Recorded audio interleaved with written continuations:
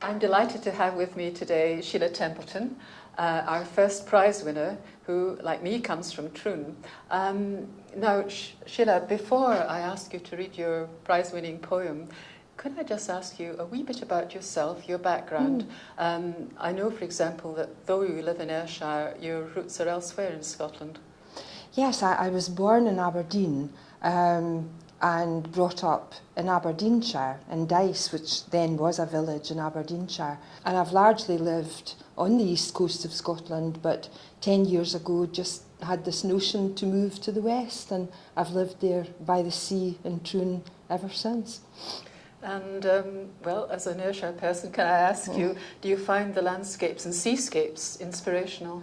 Oh, the sea particularly inspirational. When I was first there, I just felt every morning like I was at this party that I didn't know I'd be invited to. I live right by the sea, and I can just walk out of my house onto the beach. The light changes, the whole seascape is just wonderful, and it's certainly. I've written more poetry since I've come to Troon. I've been published more.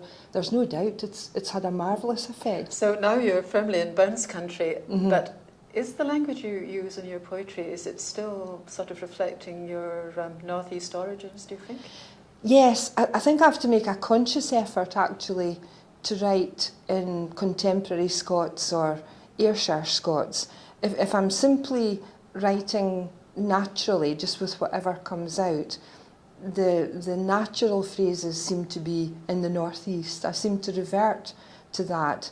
One word, the last word in your poem, is a word which I think may not be readily understood by lots of people in the west of Scotland. Bosie. Bosie is a hug, but it's more than a hug. It's a very warm hug.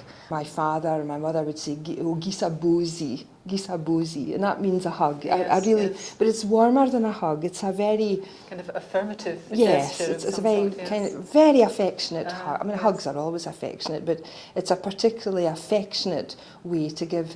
There's a sense of being nestled into a bosom as well. My land plays melting, slow airs on the fiddle. Gars me greet, struts like naebody else. The kilt was invented for strutting. And struts darkly with white gloves and orange sashes. Has lochs lying about Ayrshire like sma cups of water, held in ribbed brown corduroy hills. And licht sillard o'er the Firth of Clyde, ice skimmings in summertime, wrinkled like a saucer of new jam pushed wi' a finger to test for setting. Leaves sick a sweetness on my tongue of dusk pink clover, sookit dry each summer. And minds the sharp smell of blackened neepy lantern, chip it awa sae patiently, my father sitting by the tilly lamp. Draws skeins of geese to wild grey lochs, arrowing our northern winter skies. Has a squint smile, no brimming wi' confidence, though teems wi' heroes, sung and unsung, can never say I love you, but hugs me, awkward and fierce, gies me a bosie. Thank you very much. And just a PS to finish, there's going to be, as there always is, a celebratory party for the cash competition, which is going to be held in the Scottish Literature Department of Glasgow University on Thursday, November the 1st at 7 o'clock.